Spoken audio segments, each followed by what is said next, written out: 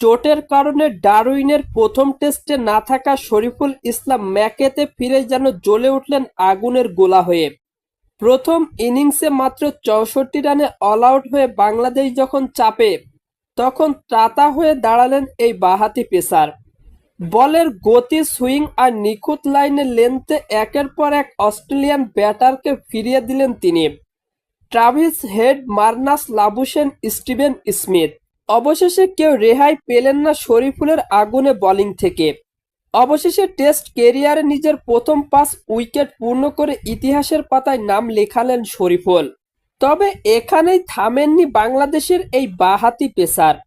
পেট কামিন্সকে ফিরে নিজের প্রথম ৫ উইকেট পূর্ণ করার পর পরের ওভারে মিচেল স্টার্ককে বোল্ড করে নিলেন ষষ্ঠ উইকেট। মাত্র ৩৫ রান খরচ করে ৬ উইকেট। অস্ট্রেলিয়ার মাটিতে এমন বোলিং সত্যিই ছিল অবিশ্বাস্য। একদিকে মিচেল স্টার্ক বাংলাদেশকে ৬৪ রানে গুটিয়ে দিয়েছিলেন, অন্যদিকে শরীফুল অস্ট্রেলিয়াকে ১৬৫ রানে আটকে দিলেন।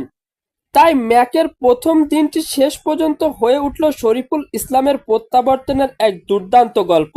ম্যাচের উইকেট থেকে বাউন্স ও সুইংয়ে অসাধারণ কাজে লাগিয়ে তিনি বুঝিয়ে দিয়েছেন, বড় মঞ্চে তিনিও হতে পারেন ম্যাচের নায়ক।